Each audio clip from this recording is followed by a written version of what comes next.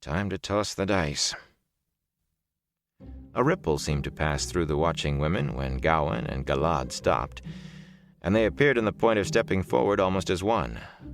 But Gawyn caught sight of Matt, said something quietly to Galad, and the two of them walked by the women. The Aes Sedai and Accepted turned to follow with their eyes. Matt scrambled to his feet as the pair approached. "You are Matt Cawthon, are you not?" Gawyn said with a grin. "I was sure I recognized you from Egwene's description, and Elaine's. I understand you are sick. Are you better now?" "I'm fine," Matt said. He wondered if he was supposed to call Gawyn my lord, or something of the sort. He had refused to call Elaine my lady, not that she had demanded it actually, and he decided he would not do her brother better. "Did you come to the practice yard to learn the sword?" Galad asked. Matt shook his head. "I was only out walking. I don't know much about swords. I think I'll put my trust in a good bow or a good quarterstaff. I know how to use those." "If you spend much time around Nynaeve," Galad said, "you'll need bow, quarterstaff, and sword to protect yourself. And I don't know whether that would be enough." Gawyn looked at him wonderingly. "Galad, you just very nearly made a joke." "I do have a sense of humor, Gawyn," Galad said with a frown. "You only think I do not because I do not care to mock people." With a shake of his head, Gawyn turned back to Matt. "You should learn something of the sword. Everyone can do with that sort of knowledge these days. Your friend, Randall Thor, carried a most unusual sword. What do you hear of him?" "I haven't seen Rand in a long time," Matt said quickly. Just for a moment, when he had mentioned Rand, Gawyn's look had gained intensity. Light, does he know about Rand? He couldn't. If he did, he'd be denouncing me for a dark friend just for being Rand's friend. But he knows something. Swords aren't the be-all and end-all, you know. I could do fairly well against either of you, I think, if you had a sword and I had my quarterstaff. Gawyn's cough was obviously meant to swallow a laugh. Much too politely, he said, "You must be very good." Galad's face was frankly disbelieving. Perhaps it was that they both clearly thought he was making a wild boast. Perhaps it was because he had mishandled questioning the guardsman. Perhaps it was because Els, who had such an eye for the boys, wanted nothing to do with him, and all those women were staring at Galad like cats watching a jug of cream. Aes Sedai and Accepted or not, they were still women. All these explanations ran through Matt's head, but he rejected them angrily, especially the last. He was going to do it because it would be fun, and it might earn some coin. His luck would not even have to be back. "I will wager," he said, 2 silver marks to 2 from each of you that I can beat both of you at once, just the way I said. You can't have fairer odds than that. There are 2 of you and 1 of me, so 2 to 1 are fair odds." He almost laughed aloud at the consternation on their faces. "Matt," Gawyn said, "there's no need to make wagers. You have been sick. Perhaps we will try this sometime when you are stronger." "It would be far from a fair wager," Galad said. "I'll not take your wager now or later.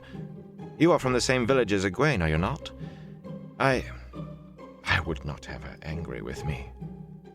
"What does she have to do with it? Thump me once with one of your swords, and I will hand over a silver mark to each of you. If I thump you till you quit, you will give me 2 each. Don't you think you can do it?" "This is ridiculous," Galad said. "You would have no chance against 1 trained swordsman, let alone 2. I'll not take such advantage." "Do you think that?" asked a gravel voice. The blocky warder joined them, thick black eyebrows pulled down in a scowl. "You think you 2 are good enough with your swords to take a boy with a stick?" "It would not be fair, Hammar Gaidin," Galad said. "He has been sick," Gawyn added. "There is no need for this." "To the yard," Hammar grated, with a jerk of his head back over his shoulder. Galad and Gawyn gave Matt regretful looks, then obeyed. The warder eyed Matt up and down doubtfully. "Are you sure you're up to this, lad? Now I take a close look at you, you ought to be in a sickbed." "I'm already out of one," Matt said, "and I'm up to it. I have to be. I don't want to lose my 2 marks." Hammar's heavy brows rose in surprise. You mean to hold to that wager, lad?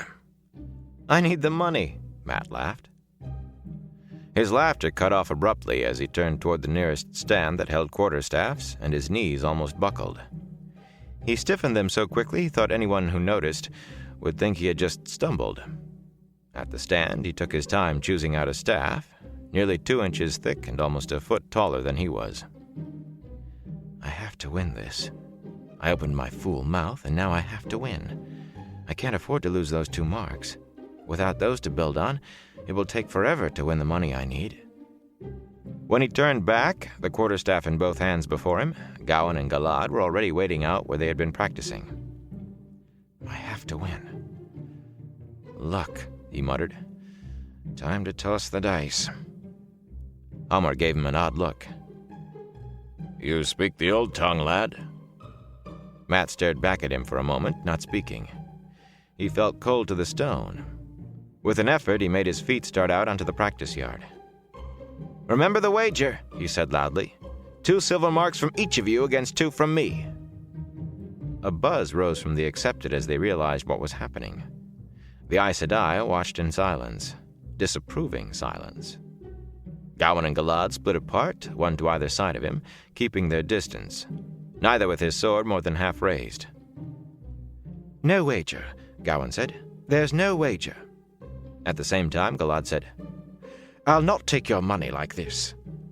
I mean to take yours, Matt said. Done, Hammar roared. If they have not the nerve to cover your wager, lad, I'll pay the score myself. Very well, Gawyn said. If you insist on it, done. Galad hesitated a moment more before growling, Done, then.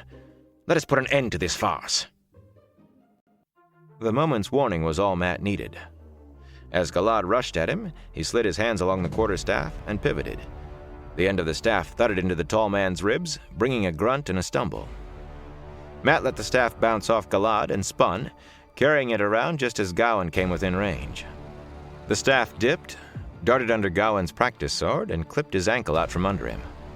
As Gawyn fell, Matt completed the spin in time to catch Galad across his upraised wrist, sending his practice sword flying. As if his wrist did not pain him at all, Galad threw himself into a smooth, rolling dive and came up with his sword in both hands. Ignoring him for the moment, Matt half-turned, twisting his wrists to whip the length of the staff back beside him.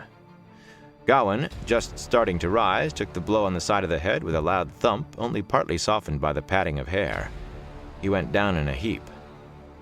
Matt was only vaguely aware of an Aes Sedai rushing out to tend Elaine's fallen brother.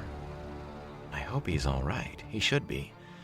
I've hit myself harder than that falling off a fence.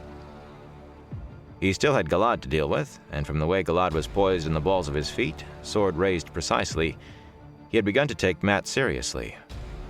Matt's legs chose that moment to tremble. Light, I can't weaken now. But he could feel it creeping back in, the wobbly feeling, the hunger as if he had not eaten for days. If I wait for him to come to me, I'll fall on my face. It was hard to keep his knees straight as he started forward. Luck, stay with me. From the first blow, he knew that luck or skill or whatever had brought him this far was still there. Galad managed to turn that one with a sharp clack, and the next, and the next, and the next, but strain stiffened his face. That smooth swordsman, almost as good as the warders, fought with every ounce of his skill to keep Matt's staff from him. He did not attack. It was all he could do to defend. He moved continually to the side, trying not to be forced back, and Matt pressed him, staff a blur. And Galad stepped back again, wooden blade a thin shield against the quarterstaff. Hunger gnawed at Matt as if he had swallowed weasels. Sweat rolled down into his eyes, and his strength began to fade as if it leached out with the sweat. Not yet. I can't fall yet. I have to win. Now. With a roar, he threw all his reserves into one last surge. The quarterstaff flickered past Galad's sword and in quick succession struck knee, wrist, and ribs, and finally thrust into Galad's stomach like a spear. With a groan, Galad folded over, fighting not to fall. The staff quivered in Matt's hands, on the point of a final crushing thrust to the throat. Galad sank to the ground. Matt almost dropped the quarterstaff when he realized what he had been about to do. Win, not kill. Light, what was I thinking? Reflexively, he grounded the butt of the staff, and as soon as he did, he had to clutch at it to hold himself erect. Hunger hollowed him like a knife reaming marrow from a bone. Suddenly he realized that not only the Aes Sedai and Accepted were watching. All practice, all learning had stopped. Warders and students alike stood watching him. Hammar moved to stand beside Galad, still groaning on the ground and trying to push himself up. The warder raised his voice to shout, "Who was the greatest blade master of all time?" From the throats of dozens of students came a massed bellow. "Jerome, Gaidin." "Yes," Hammar shouted, turning to make sure all heard. "During his lifetime, Jerome fought over 10,000 times in battle and single combat. He was defeated once by a farmer with a quarterstaff. Remember that. Remember what you just saw." He lowered his eyes to Galad and lowered his voice as well. "If you cannot get up by now, lad, it is finished." He raised a hand, and the Aes Sedai and Accepted rushed to surround Galad. Mat slid down the staff to his knees. None of the Aes Sedai even glanced his way. One of the Accepted did, a plump girl he might have liked to ask for a dance if she were not going to be an Aes Sedai. She frowned at him, sniffed, and turned back to peering at what the Aes Sedai were doing around Galad. Gawyn was on his feet, Mat noted with relief. He pulled himself up as Gawyn came over. "Mustn't let them know. I'll never get out of here if they decide to nurse me from sunup to sunup." Blood darkened the red-gold hair on the side of Gawyn's head, but there was neither cut nor bruise apparent. He pushed 2 silver marks into Mat's hand with a dry, "I think I will listen next time." He noticed Mat's glance, touched his head.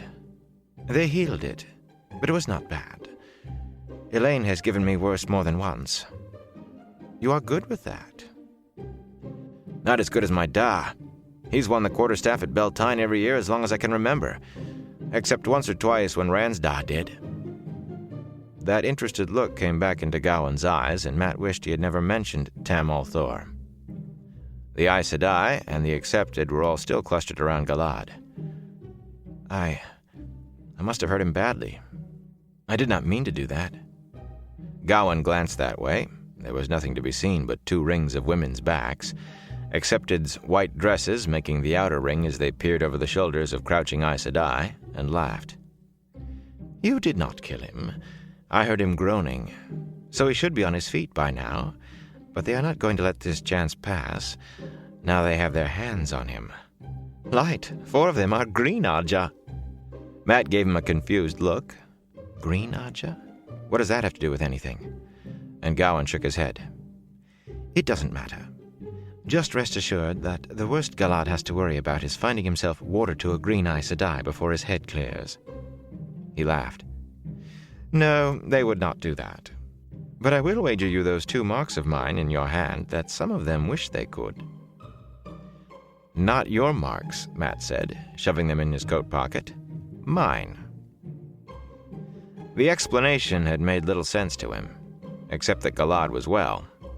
All he knew of what passed between warders and Aes Sedai were the pieces he remembered of Lan and Moraine, and there was nothing there like what Gawyn seemed to be suggesting. "Do you think they'd mind if I collected my wager from him?" "They very likely would," Hammar said dryly as he joined them. "You are not very popular with those particular Aes Sedai right now." He snorted. "You'd think even green Aes Sedai would be better than girls just loose from their mother's apron strings. He isn't that good-looking." "He is not," Mat agreed. Gawyn grinned at both of them until Hammar glared at him. "Here," the warder said, pushing 2 more silver coins into Mat's hand. "I will collect from Galad later. Where are you from, lad?" "Manetheren." Mat froze when he heard the name come out of his mouth. I'm from the 2 rivers. I've heard too many old stories." They just looked at him without saying anything. I think I will go back and see if I can find something to eat." Not even the mid-morning bell had rung yet, but they nodded as if it made sense. He kept the quarterstaff, no one had told him to put it back, and walked slowly until the trees hid him from the practice yard. When they did, he leaned on the staff as though it were the only thing holding him up. He was not sure it was not.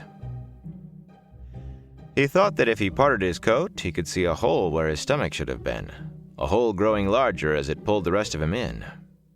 But he hardly thought of hunger. He kept hearing voices in his head. "You speak the old tongue, lad?" "Manetherin." It made him shiver. "Light, help me.